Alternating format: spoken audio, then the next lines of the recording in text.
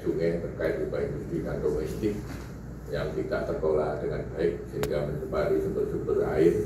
Tadi sudah sampaikan Anda, baik itu air permukaan pasti, kemudian tadi disinggung juga air tanahnya, air dalam tanah menurunkan kualitas dan membahayakan kesehatan manusia serta ekosistem kita.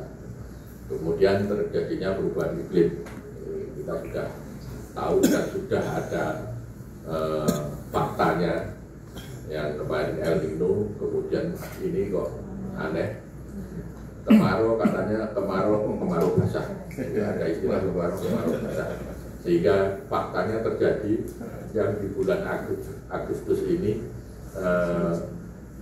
jadi musim hujan.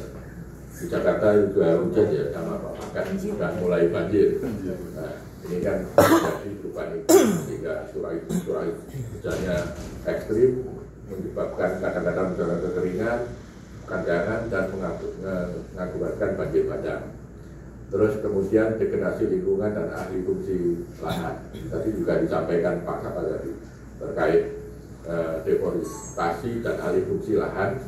Nah, karena penduduk kita semakin lama semakin banyak sehingga perhutani membuka alih fungsi lahan sehingga penyerapan dan penyimpanan air tanahnya kurang sehingga meningkatkan risiko banjir dan erosi. Kemudian tadi pertumbuhan penduduk dan aktivitas industri sehingga kebutuhan air baik itu industri, air domestik, air irigasi, air yang lain-lainnya itu akan ke depan pasti akan dibutuhkan lebih besar lagi. Konflik pengguna air, nah, ini sekarang juga terjadi konflik karena kekeringan, bahkan terjadi rob. Kemarin kalau ada contoh di Lamongan, Bu Chandra, Lamongan ini kan ada petani sawah, juga ada petani tambak. Nah, ini konflik terus saya bingung sendiri untuk mengatasinya, karena yang satunya minta air itu pintunya dibuka, yang satunya minta ditutup. Nah, ini karena ada bukan tekanan ya, ada tadi sampaikan kita sudah kedaulatan pangan, bukan ketahanan pangan, karena sudah kita surplus. Nah, tapi di push lagi untuk rata-rata kita ini 9,5 juta ton gabah kering.